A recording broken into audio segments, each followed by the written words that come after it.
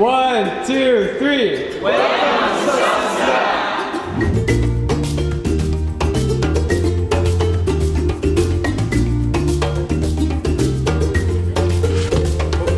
I have just arrived in country 174 and the newest country in the world, South Sudan.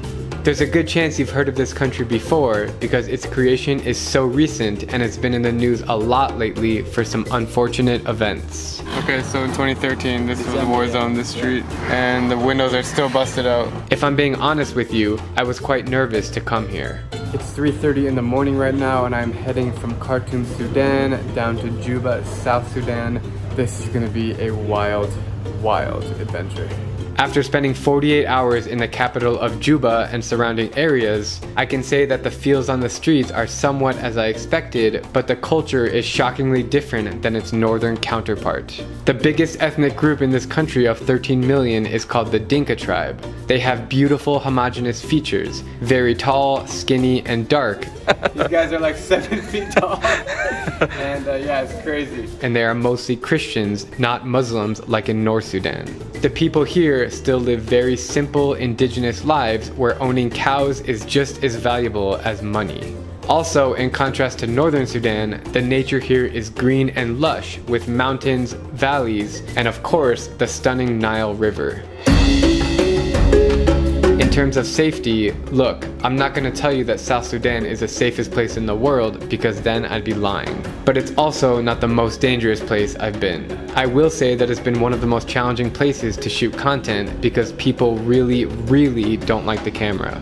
It's actually strictly forbidden to take any photos or videos here, but I was able to manage thanks to the help of my awesome local friends. I will admit that my experience in the country has been extra smooth because of them. Okay, you ready fellas?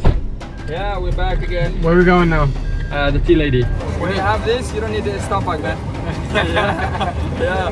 This is a local South Sudanese coffee, the best coffee. Make you like fly. Yeah, it's a lot of power. It's a little bit spicy, but it's ginger, man. Yeah. South Sudan is the world's youngest country. Yes, sir. But it's growing day by day and extending. Yeah. More than what people expect. It's important to know that life in South Sudan happens like it does anywhere else. There are busy markets, busy streets, people playing sports, eating at restaurants, and going to school. And I just want to tell the world that we in South Sudan are human beings.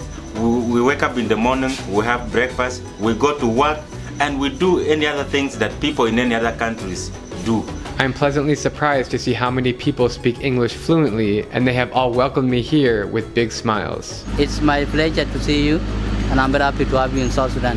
South Sudan is very rich in natural resources. The oil reserves in the country are estimated to be 472 million tons, but despite all this petroleum, civil war has caused South Sudan to be poverty-stricken with one of the world's weakest economies. There's also heavy corruption. Over $4 billion of oil money is now sitting in a few dozen people's bank accounts. It's very evident that life is hard here for many people. They lack basic goods. Drinking water is scarce. I was invited to speak at the University of Juba. So I'm here at University of Juba in South Sudan. I'm going to speak to these kids. And multiple students asked me for aid. So we are students of communication and we're in the need of equipment.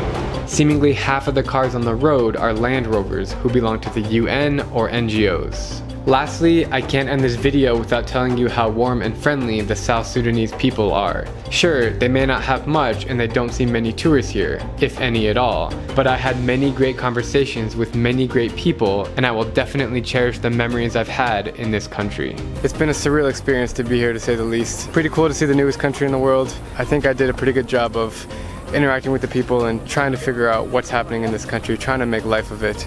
It's a really challenging situation and I feel bad for the people here and I can only hope for the best in this fragile country, which someday I hope to revisit.